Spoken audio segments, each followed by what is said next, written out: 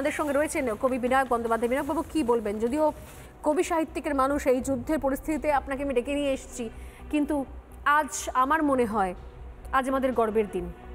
আমরা ভারতীয় হিসেবে গর্বিত এবং এই প্রতিশোধে রিভেঞ্জটা দরকার ছিল। ভারতের এই স্ট্যান্ড দরকার ছিল কোথাও। আমরা যুদ্ধবাজ দেশ নই, কিন্তু লাগাতার মৌকা দিতে দিতে পাল্টা প্রত্যাঘাত আমাদের করা জরুরি ছিল।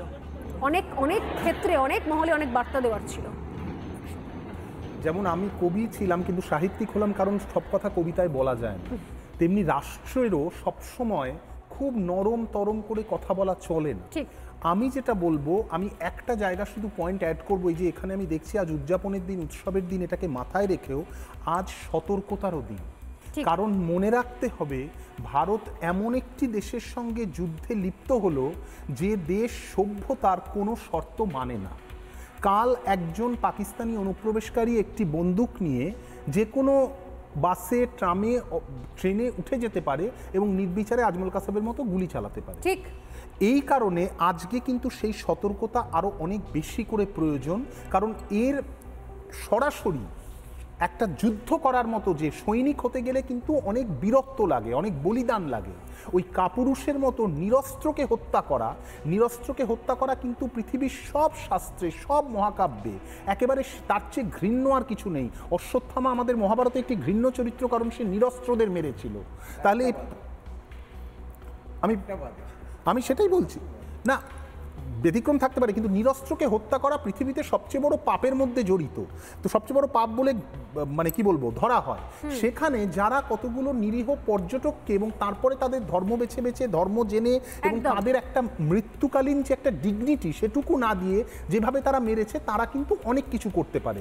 সেই তার প্রেক্ষিতে ভারতের যে রেসপন্স, আমি বলবো সেই রেসপন্সটা যতদূর সংযত হতে হয় তার চেয়ে বেশি হওয়া সম্ভব নয়। সেটা কালকে দেওয়া হয়েছে এবং সেটা অত্যন্ত জরুরি ছিল।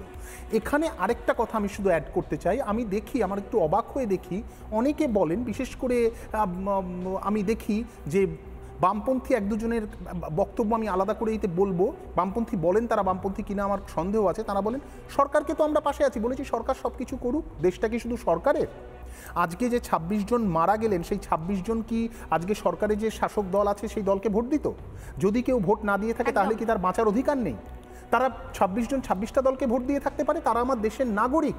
তারা যে কোনো ধর্মের মানুষ মারা গেলে আমার দেশের নাগরিক। যখন বম্বেতে গুলি চালিয়ে মারা হয়েছিল তখন আমার দেশের নাগরিক। এখানে ধর্ম বেছে বেছে মারা হয়েছে যাতে আরও ভারতের মধ্যে অস্থির পরিস্থিতি হয়। আমার কথাটা হচ্ছে, আমি যে কথাটা খুব সংক্ষেপে বলতে চাইছি, সেটা হচ্ছে দেশ বাঁচানোর দায়িত্ব শুধু সরকারের নয়, দেশ বাঁচানোর দায়িত্ব আমাদের প্রত্যেকের। কারণ যদি এরকম হানা হয়, মরবো কিন্তু আমাদের বাড়ির লোক। স্বর্ণালী, কয়েকদিন আগেই আপনি গেছেন কাশ্মীরে, আপনি জানেন কিরকম কি পরিস্থিতি। আমার যেটা বক্তব্য, আমি যেটা বলতে চাই সেটা হচ্ছে, পাকিস্তান যদি চীনের সাপোর্ট না থাকে, ২ ঘন্টার মধ্যে সে হাঁটু গেড়ে বসে পড়বে।